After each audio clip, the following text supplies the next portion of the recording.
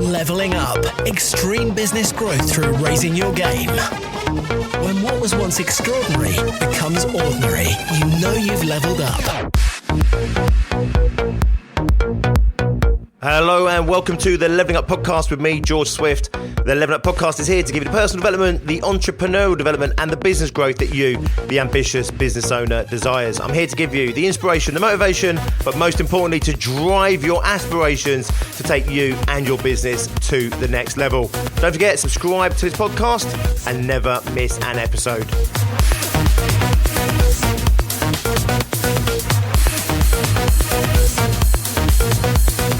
In today's episode, I want to talk to you about relevance and how relevance is going to be king in terms of how you survive, how you thrive in the economy as it is unfolding before us. In a downward economy, the rules for success are the same as in an upward economy. The difference is that in an upward economy, a strong economy, in a booming economy, you get away with more. In a really strong economy like we've had for a number of years now, you can get away with murder as a small business owner. The truth of the matter is, as we go into tougher times, and that is looking increasingly inevitable, then the rules of success are doubly important, maybe even 10 times as important as they were. And one of the rules for success in business is you must be relevant. You must be relevant to your clients.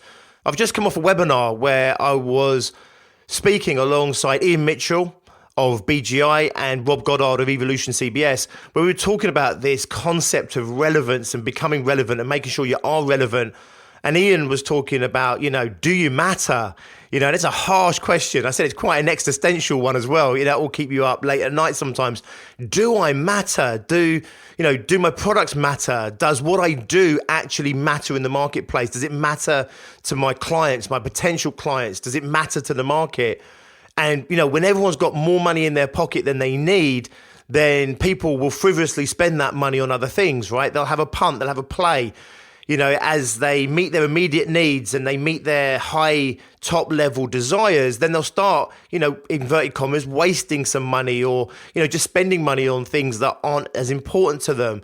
And in a downward economy, in a tough economy where maybe your clients don't have the money that they used to have and you're expecting your clients to have, you may find yourself much lower on their list of priorities than you would want to be. And one of the ways that you rise to the top of their priorities is you have to be of significance to your audience. You have to be of significance to your client. What you do has to really matter. It needs to be meaningful. It doesn't need to be deep and meaningful. I always say this, it doesn't have to be, curing cancer or starvation. It doesn't have to be deep and meaningful, but what you do must be meaningful to your client base. It must be either highly desirable to your client base, highly, truly desirable, or it must be absolutely mission critical. People will always find money for mission critical. The last thing people will scrimp on will be maybe their mortgage or food or their heating. But, the holiday, that might go. It might be that the nice handbags go, the nice haircuts go. It might be the takeaways go. So there'll be a list, and every human being has this. There's a list of priorities. And they'll have their number one top priority, the last thing that they'll sacrifice, and then it will go down this long list, right? And if you're lower down on their list of priorities, then you are obviously going to get cut. Your funding's going to get cut. The business, the trade that you were used to doing with your audience, it's going to get cut first. So it's absolutely essential that you are fundamentally relevant to your audience, to your customer base, to your prospects, to your potential clients.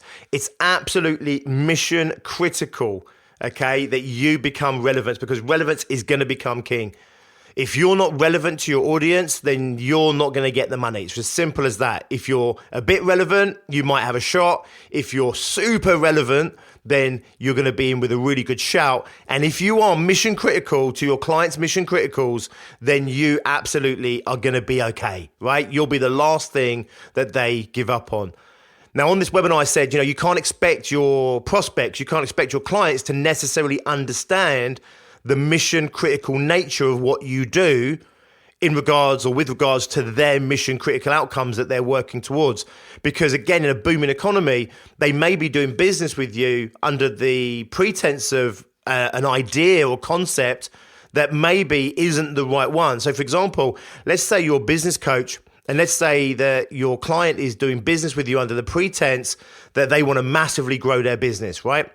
And then, the shitstorm hits, we go into a recession. They're talking about a second Great Depression in America. So you can imagine that people might be thinking, well, I've just got to survive right now. I've just got to survive. I've just got to dig in. I've just got to try and find some way. I've got to cut back. I've got to, save my money. I've got to make sure that I'm spending my money in the right areas. And of course, that's exactly what people are going to do.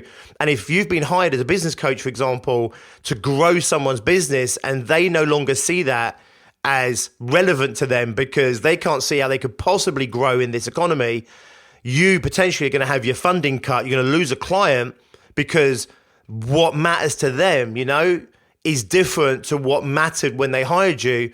And you'll be sitting there thinking, but I could have helped them.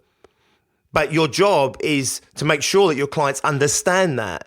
So your job is to make sure of understanding what is your relevance to the market, but also what's your relevance to individual clients. So if an individual client hired you as a coach to grow their business, but they see no opportunity to grow their business right now, and they've changed their tact into one of survival and downscaling, and they see you as the growth expert, suddenly they think that you're no longer relevant to what it is they're trying to achieve. But as a business coach, you may be mission critical to that survival. So you may need to adapt. You may need to re-engineer your positioning with that client or with the market as a whole, so that people can see how you are relevant in a new market, which isn't necessarily the same market that you are used to dealing with, that you're not used to positioning yourself within, marketing within, communicating within. So if you can continue to communicate in certain ways that aren't relevant anymore, you'll become obsolete, you'll become irrelevant, even though what you do is relevant. So I'm a big fan. I've been saying this for the last 3 months. I don't think you should necessarily, completely pivot your business. I don't think you should re-engineer your business from the ground up and suddenly, take your business online and change what you do. And, I keep saying this, there's certain things you're going to have to do to maintain your ability to continue to do business given the situation that we find ourselves in right now. I truly believe it's possible for many businesses to not have to re-engineer too much of their business in order to become relevant. I truly believe that the first place that businesses have to look, especially small businesses and especially those service-based businesses, is they have to look at how their clients' needs have changed and how their desires and wants have changed and how their priorities have changed.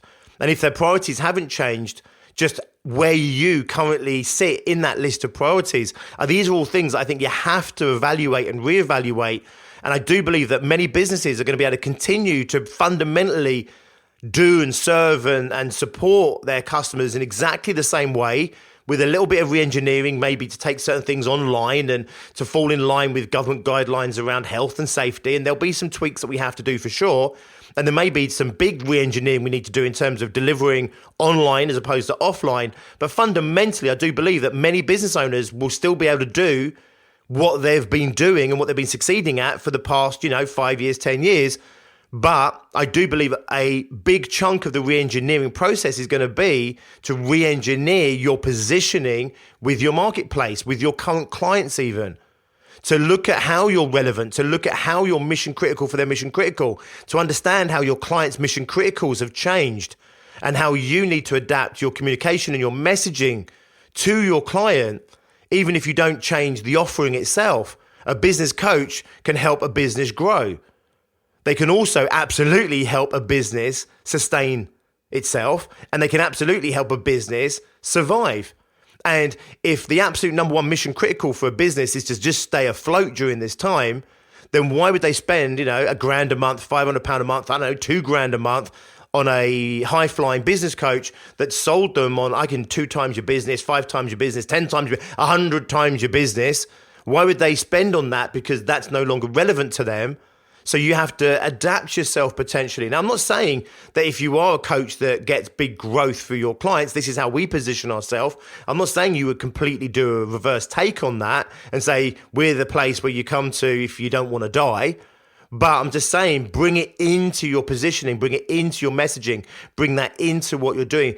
Let your audience know that you're relevant. Don't wait for your audience to see that you're relevant to their new mission critical or to their new needs or to their new focus. Make sure that you're communicating that out there in a way that you can demonstrate and show and communicate to your audience and educate your audience so that they understand how relevant you are to where they're at right now. So it's always important in marketing and communication to meet your client where they're at. It's always been important. And where your client is right now could be a very different place to where they were just a few months ago. And maybe you've been trying to do business the old way for the past 3 months. Maybe you've sat in your hands a little bit and think, well, I'll wait for the market to open up. And suddenly we find ourselves staring down the barrel of a depression, of a huge global recession. And suddenly you're thinking, I can't sit on my hands anymore, which you should be, by the way. I need to get going, which you should be, by the way. And then you're thinking, right, the product I do, let's say it's a luxury product. And you're like, oh my God, it's a luxury product. How is this relevant to someone who's really struggling? Well, it might not be to your old audience, but it might be to a new audience. There'll be people out there, for example, where they'll cut back on takeaways and they'll cut back on going out and eating out, but they won't cut back on some niceties at home that let them feel like they're still being pampered. They still feel like they're, inverted commas, living a normal life.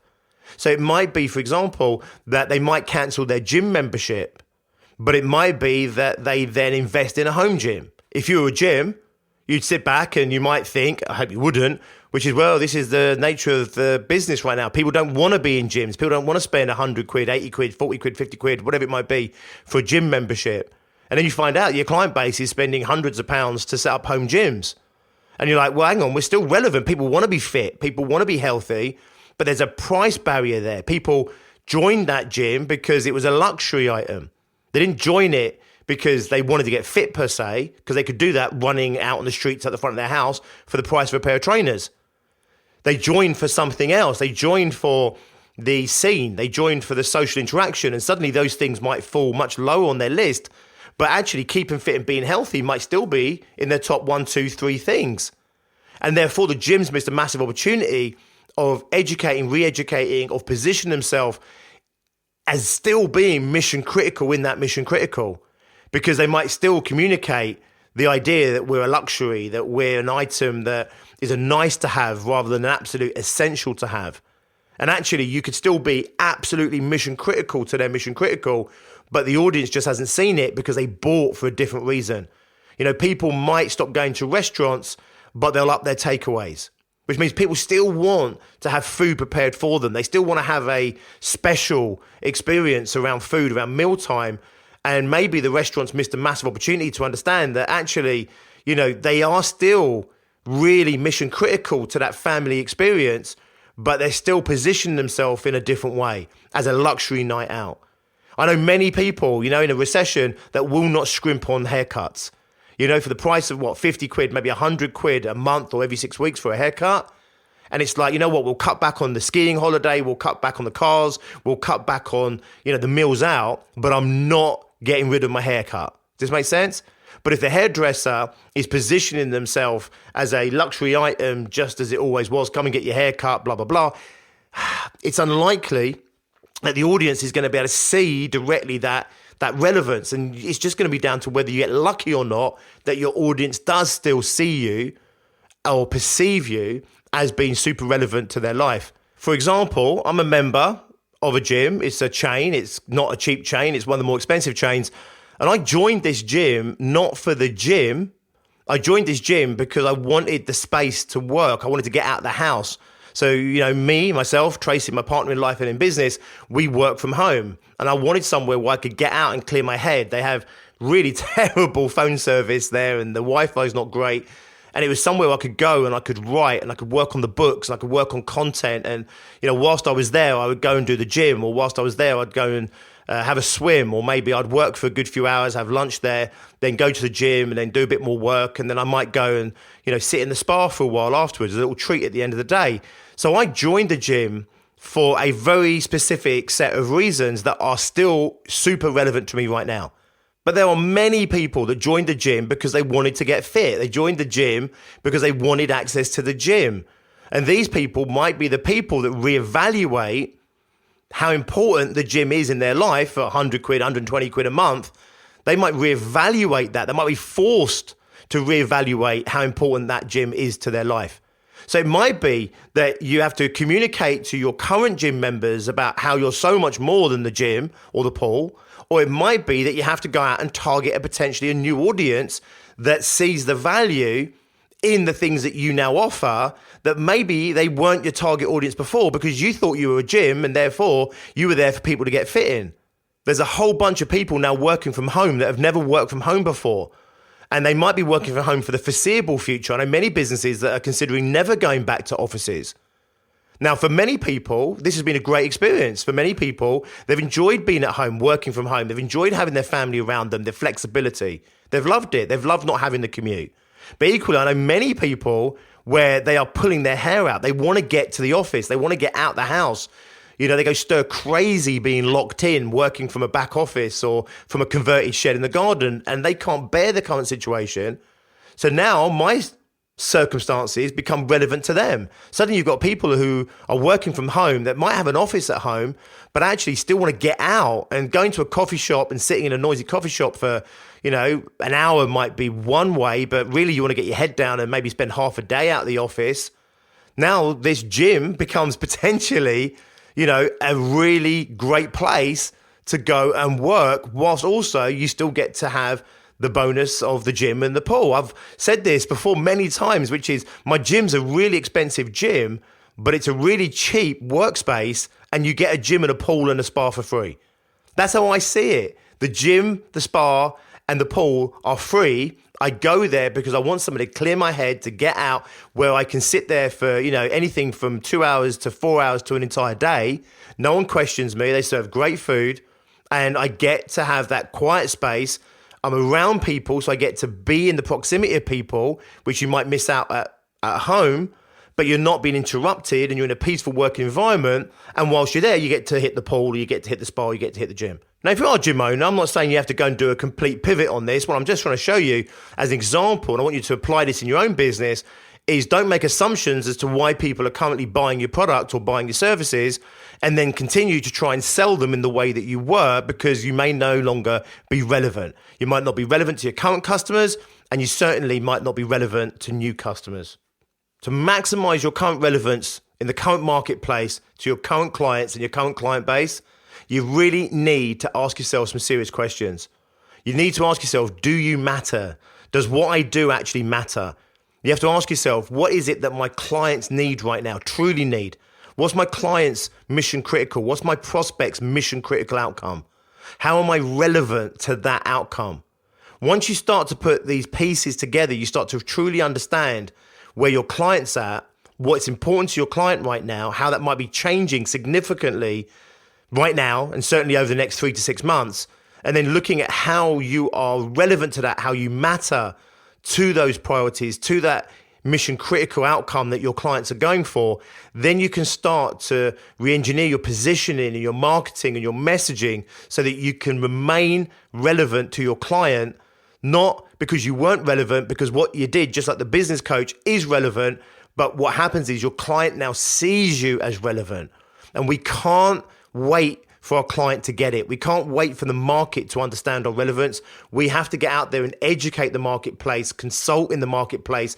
You have to go out there and communicate in the marketplace. You have to consult and educate your current clients, your prospects, of how you are relevant to them, how you matter to them, how what you're doing is important to them. If you can do that, I truly believe that not only will you survive the current turbulent times, but you also have a massive opportunity here to thrive. There are opportunities in all economies, upward economies, downward economies, and whatever the hell this is that we're going through right now. There are opportunities out there. I don't believe that most businesses will need to completely re-engineer themselves from the ground up. I truly believe that most of you will be able to stay relevant to your target market doing what it is that you currently do by making a few tweaks in how you deliver that, and maybe making some tweaks in how you communicate it to your audience so that your audience understands how relevant you are to them.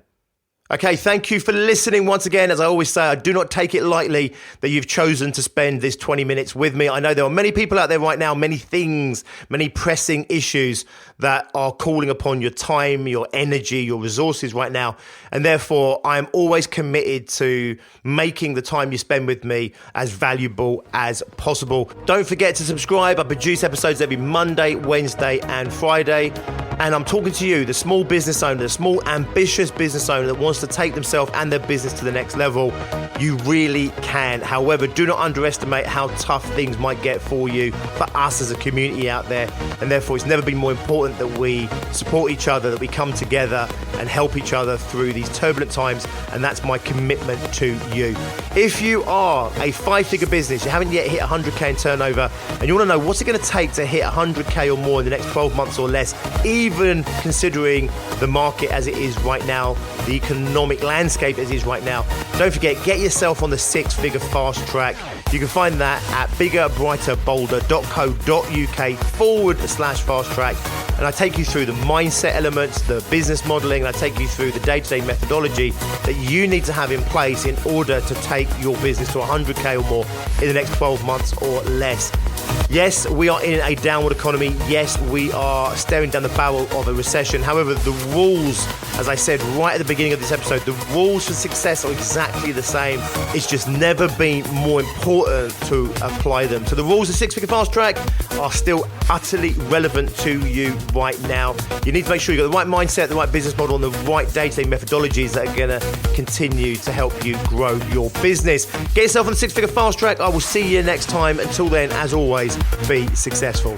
Leveling up. Extreme business growth through raising your game. When what was once extraordinary becomes ordinary, you know you've leveled up.